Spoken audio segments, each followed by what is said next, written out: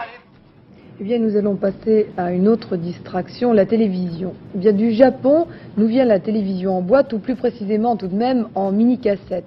Achèterons-nous un jour en France des programmes de télévision comme on achète actuellement un disque? Bien sûr.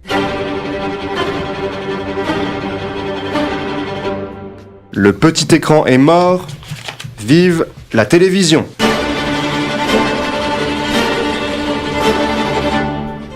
En 2016, la série américaine Mr. Robot comptabilise, et c'est une première dans l'histoire, plus d'audience en ligne, via les plateformes dites de replay, qu'à sa diffusion télévisuelle sur France 2. Moment inédit de l'histoire de la télévision, cet événement est à replacer dans une suite d'évolutions qui prennent place dès la fin de l'âge d'or de la télévision, c'est-à-dire à la fin des années 1970. En effet, depuis l'apparition du magnétoscope enregistreur dans les foyers, il n'est plus nécessaire pour le spectateur d'être en adéquation temporelle avec la diffusion d'un programme, quelle que soit sa nature. Fort de cette émancipation, le numérique qui émerge à la fin des années 90, combiné à une diversification de l'offre par les bouquets du câble, puis la TNT, fait naître une véritable consommation en soi, avec son économie, ses espaces d'échange, celle de la télévision de rattrapage. Replay, catch-up, rattrapage sont autant de vocables nés dans cette période charnière qui définissent à la fois un mode de visionnage, on regarde un programme en replay, mais aussi tout un pan de l'audiovisuel, on parle des chiffres de la télévision de rattrapage. La multiplication des écrans du téléphone à la tablette, ainsi que la fulgurance du haut débit offrent une ultime accélération à ce mouvement inextricable de bouleversement de la télévision tel que nous l'avons connu. Ainsi voit-on apparaître dès le milieu de la décennie 2000 une variété de plateformes de rattrapage en ligne que mettent en place les chaînes. En 2016, ce chiffre global de visionnage en rattrapage atteint 6 milliards de vues. Dès lors, certains chercheurs français prédisent dès le début du XXIe siècle la mort de la télévision, l'entrée dans une ère de l'après-télévision ou de la post-télévision. D'autres, plus mesurés, se placent sous l'égide de la théorie de la convergence médiatique, et ils considèrent qu'il est plus cohérent d'examiner les transformations plutôt que la disparition du média télévisuel. C'est donc aujourd'hui un exercice d'histoire quasi immédiate que nous vous proposons dans cette émission. Nous éviterons ici de faire l'éloge funèbre d'une télévision morte. Nous nous attacherons plutôt à questionner les mutations profondes que subit le média avec nos deux invités. Marcelin Tézier, bonjour. Bonjour. Vous êtes spécialiste des pratiques sociales de la télévision et vous évoquerez avec nous, chiffres à l'appui, ce qu'a pu changer la télévision de rattrapage au niveau du public et des chaînes. Théo Juel, bonjour. Bonjour. Vous êtes journaliste, responsable de la rubrique médias et audiovisuels de l'hebdomadaire Alternative économique. Nous discuterons ensemble des nouveaux enjeux économiques de ce phénomène. Et c'est avec vous, monsieur Tézier, que nous commençons. Tout d'abord, une question simple.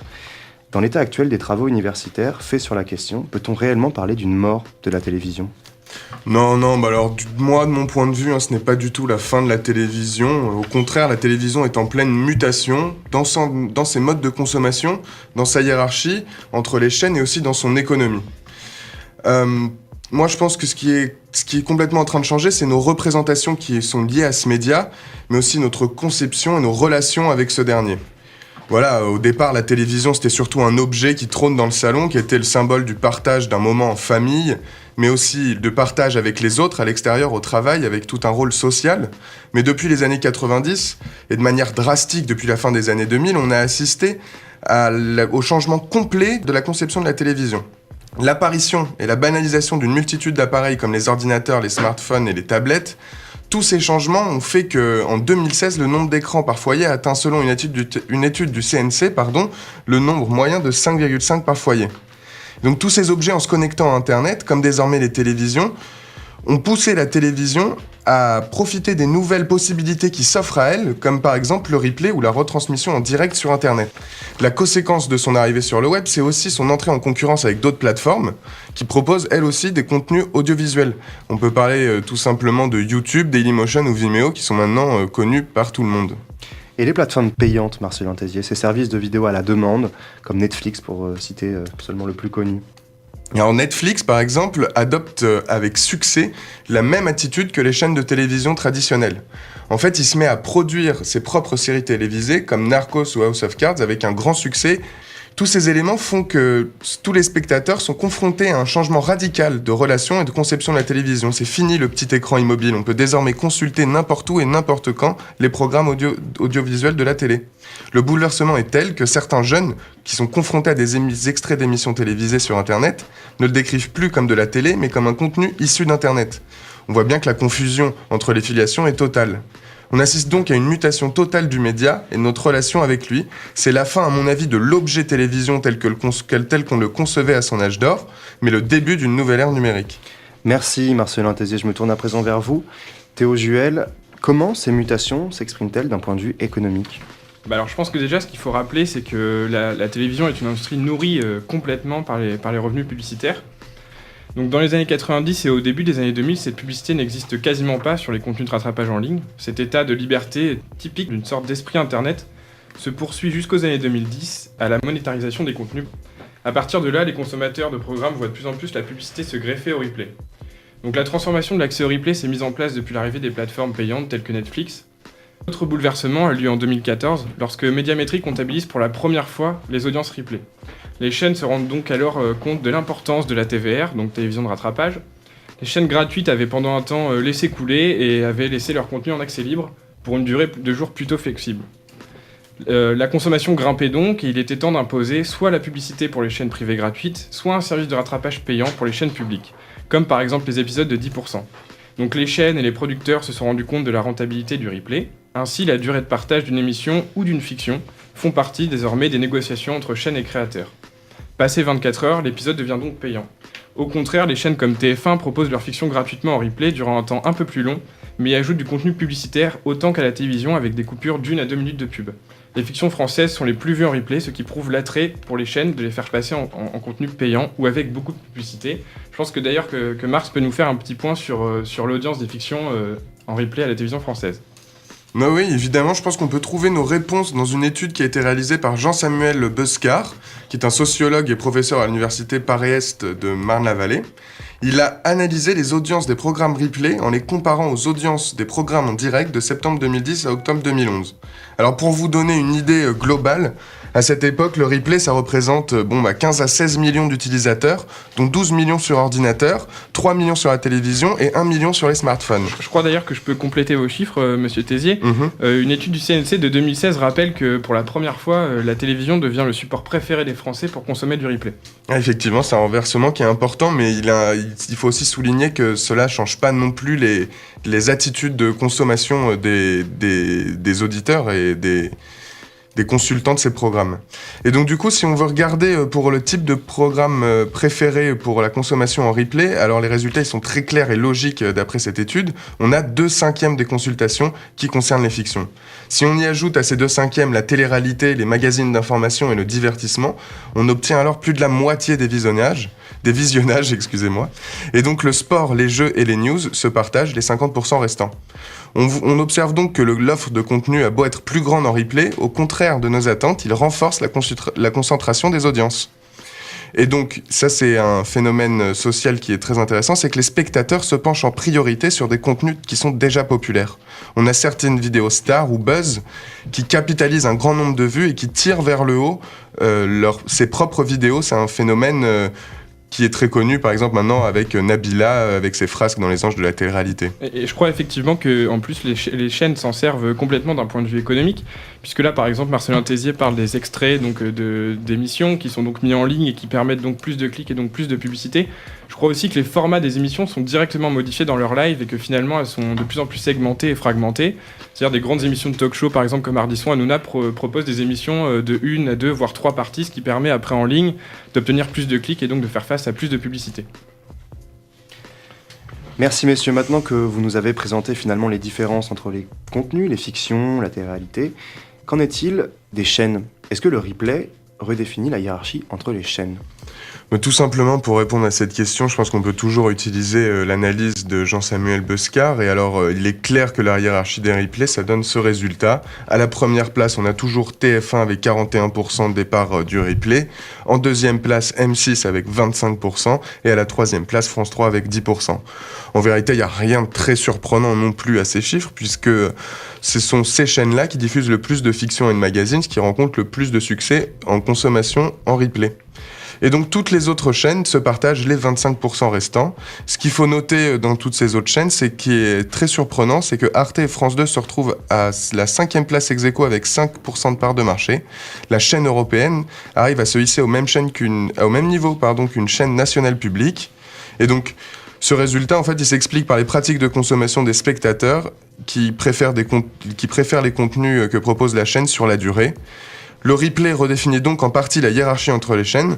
Il permet à des petites chaînes d'être mises en valeur, mais le plus globalement, elle conforte le succès du direct. Bien, on aperçoit avec ce que vous dites que la télévision de rattrapage bouleverse bel et bien les pratiques des utilisateurs, mais ne semble pas réellement ébranler les hiérarchies entre les chaînes. Ces chaînes qui, nous le savons, comme vous l'avez dit, Monsieur Juel, se financent majoritairement par la publicité. Est-il possible, Monsieur Juel, aujourd'hui, d'estimer le revenu global de la publicité par le replay ? Alors effectivement, oui, c'est possible, puisque depuis 2014, en même temps que Médiamétrie, le CNC réalise une étude sur l'économie de la télévision de rattrapage. Donc le CNC estime à peu près 105 millions d'euros les revenus publicitaires du replay, contrairement à 90 millions en 2015 et 60 en 2013. Il s'explique en fait par différents facteurs, c'est-à-dire le nombre d'annonceurs, le volume de publicité diffusée, ainsi que le prix de vente de l'espace publicitaire qui devient de plus en plus cher suite aux fortes audiences en replay. Il y a aussi par exemple les ventes de données personnelles aux publicitaires qui ne communiquent pas sur le sujet, on ne peut pas vraiment estimer Il y a une certaine opacité, me pousse à vous poser la question. Il y a eu une polémique qui a vu le jour en mai dernier concernant France Télévisions qui comptait mettre en vente les données personnelles de ses utilisateurs. Est-ce que vous pouvez nous parler un petit peu de ce problème ? Alors effectivement, TF1 et M6 utilisent cette stratégie pour gagner plus d'argent sur leur replay depuis 2016 et France TV a voulu aussi l'adopter. Mais finalement, avec la polémique créée par un article de Télérama et une ingérence de l'État dans cette affaire, finalement France TV a reculé puisqu'il serait inacceptable qu'un service public vende les données privées des utilisateurs contre de l'argent. Bien. Vous parlez d'argent, je vais parler de marché, parce qu'on voit avec ce que vous dites qu'on est bien en présence d'un marché de l'audiovisuel. Et comment ce marché donc, s'est-il adapté à cette mutation par rapport au chiffre d'affaires des chaînes ? Alors, comme le souligne Marcelin, l'utilisation du replay provoque forcément sa redéfinition de son économie. Donc le potentiel économique et la croissance fulgurante de l'utilisation du replay a complètement chamboulé le marché de l'audiovisuel français. Donc les plateformes de replay sont devenues des véritables enjeux et des véritables ressources financières pour les grands groupes. Par exemple, c'est qu'il y a eu un conflit entre Bouygues et SFR à l'été 2017 suite à la rentabilité de l'exploitation de la plateforme MyTF1.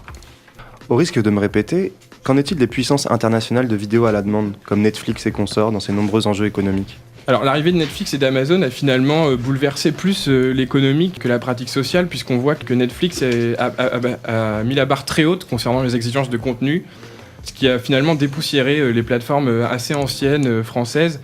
Et donc aujourd'hui, les plateformes ont su s'adapter et proposent aujourd'hui des plateformes plus ludiques et des contenus améliorés. L'arrivée de Netflix a aussi redynamisé la création française et a poussé l'audiovisuel français à produire des séries comme par exemple 10%, Le Bureau des légendes, qui s'inscrivent complètement dans la nouvelle consommation qui est le binge-watching, c'est-à-dire de s'émanciper de la programmation classique et de pouvoir dévorer les séries à son bon vouloir moyennant paiement. Donc la création de contenu de qualité était une étape indispensable pour concurrencer les plateformes étrangères. Alors ce binge-watching dont vous parlez, cette dévoration, et là je me tourne vers vous, Monsieur Tézier, n'est-elle pas aussi liée au fait que tous les épisodes d'une série soient mis à disposition d'un seul coup ? Qu'est-ce que ça nous dit en fait du rapport des spectateurs à la programmation ? Est-ce qu'il n'y a pas une prise de distance avec ce qu'on connaît de la télévision classique ? Mais c'est sûr que Netflix, en mettant directement en ligne l'intégralité de ses séries, et en faisant en sorte que l'abonné n'ait plus à attendre une semaine pour connaître la suite de sa fiction, il prend ses distances avec la télé, mais aussi il surfe complètement sur l'attitude de binge-watching qu'ont les consommateurs, qui a été décrit par Monsieur Juel plus tôt. Ce changement, il est typique d'un des risques du replay, c'est ce qu'on appelle la désynchronisation des temps sociaux. En permettant au public de consommer ces contenus pendant une longue période après leur diffusion en direct, la télévision de rattrapage, en fait, elle met en théorie fin à la grille des programmes. Alors, fini les grands rendez-vous télévisés, fini le rôle social de la télévision. Non, moi je pense que la réalité, elle est tout autre. En fait, la désynchronisation, elle est très faible. Les gens utilisent au contraire le rattrapage pour comprendre et participer aux conversations en confortant de la même sorte son rôle social de la télévision. Donc du coup, il faut remarquer que la majorité des émissions, elles sont consultables que durant 7 jours en fait après la diffusion en direct, à de rares exceptions, toujours en replay. Et donc on observe en moyenne qu'1 jour après la mise en ligne, un programme a déjà atteint 51% de ses visionnages final. En 3 jours, on obtient 70% et après 5 jours, 80%. Le rapport entre programmation, agenda médiatique et consultation du replay est alors très net. En fait, la moitié du public regarde les programmes très rapidement après sa diffusion. Et donc, ça c'est évidemment inéluctable à certains types de contenus qui ne sont pertinents que dans un temps qui est très limité. Par exemple, on peut prendre l'exemple des informations qui deviennent obsolètes très rapidement. Et donc les news, les jeux, les magazines sont délaissés très vite par le public. Leur pertinence dans le temps, elle est très courte. Tandis que les fictions et les programmes de jeunesse, eux, 3 jours après leur mise en ligne, ils atteignent seulement 50% de leur audience. C'est donc les seuls à pouvoir avoir une durée de vie qui est plus longue sur le web. On voit donc que même si le replay transforme un contenu de flux en contenu de stock, cette logique, elle ne change pas radicalement les pratiques de consommation des téléspectateurs. Monsieur Juel, avez-vous quelque chose à rajouter pour finir concernant les perspectives économiques à venir ? Alors moi, tout d'abord, je voudrais donc rappeler qu'effectivement, il y a un espèce de mouvement qui s'opère dans la société qui est l'acceptation de l'abonnement, qu'on pourrait nommer tout à fait comme une économie de souscription. Donc à la différence de TF1 ou M6 qui agrémentent le replay de publicité, des sites comme Amazon ou SFR Play qui misent eux sur l'abonnement. Donc on estime presque à 3 millions les utilisateurs de plateformes payantes, et je pense que c'est une marche en avant qui n'a sûrement pas fini de s'arrêter vu les investissements prévus des groupes comme Apple ou Amazon pour les années à venir. L'autre grand bouleversement à venir pour le marché de la télévision, c'est la fin de la géorestriction. Donc voté au Parlement européen en février dernier, cela va provoquer la fin des frontières numériques concernant la VOD et le replay. Et dans ces perspectives, on peut donc s'attendre à voir encore évoluer considérablement le marché du replay, de la télévision et donc de sa pérennisation. Ce sera donc le mot de la fin. Merci messieurs pour vos éclairages. Merci à vous. La bibliographie de cette émission est disponible sur notre site internet. Dès demain, nous continuerons notre semaine thématique autour de l'audiovisuel avec nos invités Pascal Goetschel et Léonard Laborie, tous deux professeurs à l'université Paris 1 Panthéon-Sorbonne, et qui militent ensemble pour une histoire de la radio, de la télévision et d'Internet à une échelle transnationale. À demain et bon après-midi à tous.